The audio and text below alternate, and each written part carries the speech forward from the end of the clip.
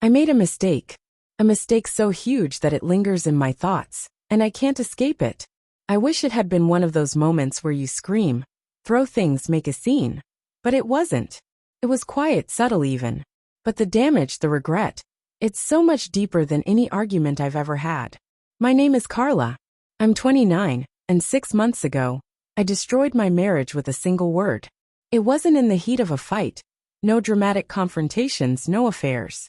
It all started with a quiet, seemingly innocent conversation.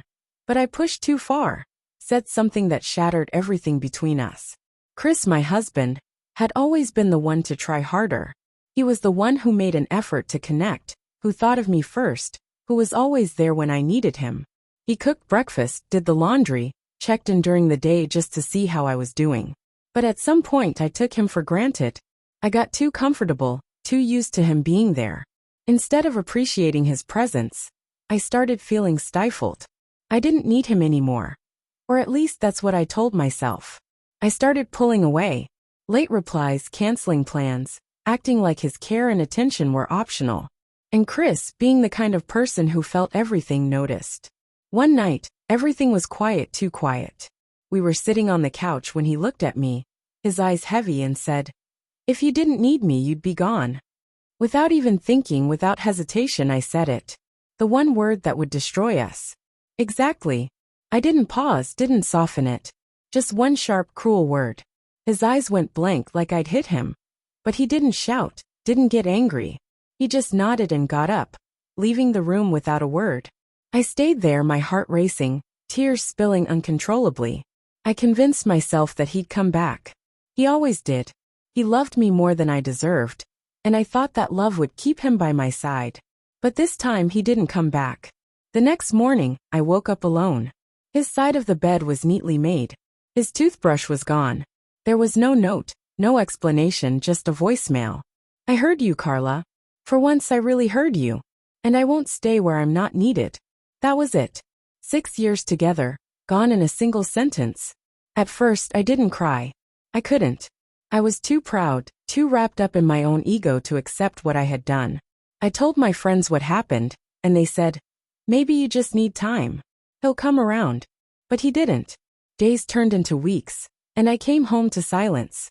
The dinner table sat empty for one, the closet too quiet with only one side of the bed used. The space where he used to be felt unbearably empty. And that's when it hit me. I didn't miss what he did for me. I missed him. His laugh, his terrible singing in the shower, the way he'd warm up my side of the bed in winter, the way he saw me even when I didn't want to be seen. I tried texting him, but he never responded. I tried showing up at his sister's house, but she just closed the door gently, saying, "Carla, he's healing. Please don't reopen the wound." That's when I really broke. I wasn't just someone he left behind. I was the one who left him. I was the wound. It took me a long time to realize it, but every time I lay in bed at night, the word I'd said echoed in my head like a curse. Exactly. That one word, so simple and sharp, had destroyed everything. I tried to apologize in the only way I knew how, by writing letters. Dozens of them. Pages filled with all the things I wished I had said that night. I didn't mean it. I was scared. I always needed you. I just didn't know how to show it. But no matter how many letters I wrote, it was too late. Because when someone leaves without slamming the door, without a single dramatic exit, it's usually because they never planned to return. Months later, I saw him again.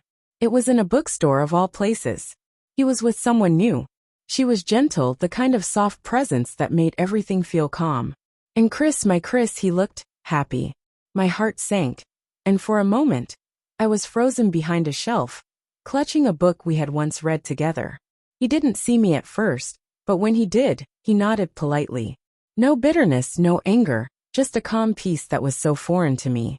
He had moved on, and it was clear he had found the peace he'd been searching for after walking away from me. The one who had made him feel unnecessary. Now, every night, I lie in bed and hear the echo of my own voice in my head.